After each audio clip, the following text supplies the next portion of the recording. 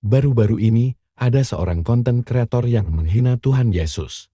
Dalam videonya, beliau memarahi ilustrasi Tuhan Yesus yang berambut panjang.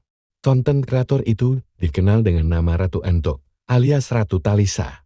Beliau adalah seorang transgender dengan nama asli Irfan Satria Putra. Dalam video hari ini, kita tidak akan membahas tentang proses hukum beliau. Tapi saya akan coba melihat bagaimana pola pergaulan beliau, sehingga beliau bisa menghina Yesus. Dalam suatu momen, saya ada melihat sebuah video. Dalam video tersebut, Ratu Entok terlihat bertanya pada seorang ustadz. Ustadz ini dikenal dengan nama Ustadz Suma. Mari kita simak cuplikannya. Entok kalau dihujat, dihina, difitnah yang di luar Islam dalam beberapa hari ini, kurang lebih 3 hari ini, karena mereka mungkin digiring opini, Entok masih bisa ibaratnya ya, inilah resiko bermain media sosial, kan begitu Bang. Nah ini sekarang Islam juga menganggap Entok itu tidak Bhinneka Tunggal Ika, tidak menghargai orang lain, bahkan membenarkan apa yang digiring opini sama di luar Islam. Islam itu yang asli-asli Islam, yang Entok kenal memang Islam, sebut saja salah satunya Dr. Doni Siregar. Nah, jadi itu bahkan menggiring kayak mana ngomongnya para orang di luar Islam gitu. Entok itu harus kalimatnya dibumi hanguskan dari Indonesia ini, gitu Bang. Jadi coba Bang, kasih sama yang seiman kita. Kalau di luar iman, Entok nanti jatuhnya pembelaan diri katanya. Entok nggak mau bahas ke pembelaan diri. Nah, yang di Islam saja Bang, pantaskah mereka menghujat seorang Ratu Entok dengan alibi bahwa itu menghina Tuhan orang lain, gitu Bang? Iya, jadi kalau kita melihat ya, mereka ini seperti anak kecil. Anak kecil itu kalau dicubit ya, dicolek, resek dia kan, nangis. Itu anak kecil, dicolek sedikit nangis, merajuk, merepet. Tapi giliran si anak kecil nampar kita, tak ada merasa bersalah sedikit pun. Tak ada rasa bersalah. Nah, inilah yang terjadi saat ini. Ada juga kelompok munafikun yang tidak pernah memperhatikan sisi lain daripada perkembangan dan keadaan agama di negara kita ini. Allah dikatakan bodoh, Tuhannya dikatakan bodoh. Misalnya dalam kitab 1 Korintus berapa itu Bang Andi? 1 Korintus 3 nomor 19. Allah disebut bodoh di situ. Bahkan dikatakan bahwa Allah itu selevel dengan dewa di dalam kitab mereka. Orang-orang yang negur saudara saya ini ada merasa hatinya tergugah ketika dikatakan lam yalid wa lam yulad, Allah tidak beranak dan tidak diperanakkan. Tetapi di kitab orang Kristen Markus 1 nomor 1, Yesus adalah anak Allah. Mereka tidak merasa risih dengan dalil seperti itu di dalam kitabnya saudara Kristen. Itu berarti kalau dia tahu dalil itu, hatinya tenang-tenang saja, imannya perlu dipertanyakan. Kenapa demikian? Karena Yesus Kristen tidak punya hak menggunakan kata Allah.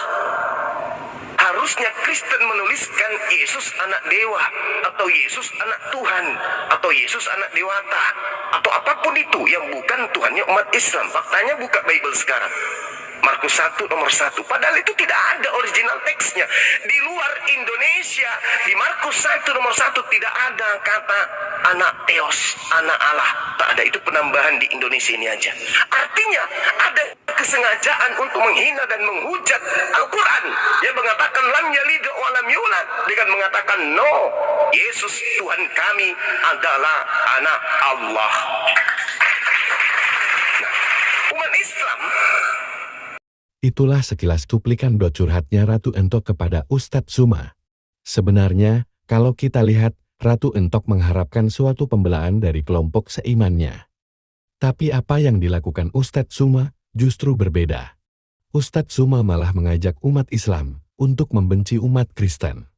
Setidaknya ada 3 kebohongan yang Ustadz Suma sampaikan.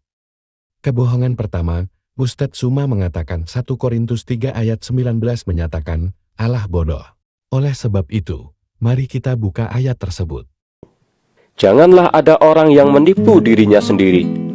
Jika ada di antara kamu yang menyangka dirinya berhikmat menurut dunia ini, biarlah ia menjadi bodoh supaya ia berhikmat. Karena hikmat dunia ini adalah kebodohan bagi Allah. Sebab ada tertulis, Ia yang menangkap orang berhikmat dalam kecerdikannya. Dan di tempat lain, Tuhan mengetahui rancangan-rancangan orang berhikmat. Sesungguhnya semuanya sia-sia belaka. Karena itu, janganlah ada orang yang memegahkan dirinya atas manusia, sebab segala sesuatu adalah milikmu. Setelah membaca ayat tersebut, adakah Alkitab menghina Allah Bodon, seperti yang dituduh oleh Ustadz Zuma barusan? Jawabannya tidak. Ayat Alkitab itu justru mengingatkan kita semua untuk tidak sok pintar. Ayat Alkitab itu justru menyatakan Allah jauh lebih berhikmah dari kita. Tapi pertanyaannya, mengapa Ustadz Zuma begitu berani menuduh Allah bodoh? Ustadz Zuma yang menghina Allah, tapi mengapa Alkitab yang dikambing hitamkan? Sungguh kotor pola dakwah Ustadz yang satu ini. Kebohongan kedua dari Ustadz Zuma adalah Kristen tidak berhak atas istilah Allah. Untuk hal ini, saya minta semua mencari tahu tentang sabat inskripsi tahun 512 Masehi. Kita semua sangat yakin Nabi Muhammad dan Islam belum ada di tahun itu. Tapi kata Allah sudah tertulis di prasasti di bangunan gereja Santo Sergius, Suriah tersebut. Artinya apa? Kalau boleh jujur, umat Kristen itu lebih memiliki hak atas klaim penggunaan kata Allah daripada umat Islam. Jadi adalah suatu kesalahan pikir bila Ustadz Zuma merasa Islam punya hak paten atas kata Allah. Pernyataan dan pengajaran Ustadz Zuma itu sungguh tidak tahu malu. Ustadz Zuma ini ibarat katak dalam tempurung, kurang bacaan tapi sudah sok paling pintar. Kebohongan ketiga dari Ustadz Zuma adalah terkait Markus 1 ayat 1. Ustadz ini menuduh kata anak Allah hanya ada di terjemahan bahasa Indonesia, sementara di bahasa lain seperti bahasa Yunani atau Inggris, kata itu tidak ada. Sekali lagi Ustadz Zuma ini sudah sok pintar walau tidak tahu cara membaca. Silakan cek online di Alkitab Sabda. Di Markus 1 ayat 1 itu ada konkordansi, 5207 Hoeas dan 2316 Theos. Jadi silakan terjemahkan sendiri bila tidak percaya. Pola-pola ajar Ustadz Zuma ini tidak membawa muridnya ke hidup yang baik. Ratu Entok yang mengikuti pengajaran Ustadz Zuma adalah contoh nyata. Saya tidak berkomentar tentang pola ajar mana yang benar dalam iman Ratu Entok. Tapi bila pola ajar yang diikuti adalah pola ajar Ustadz Zuma, hidup Anda tidak akan pernah bisa benar. Sekian dulu, sampai jumpa.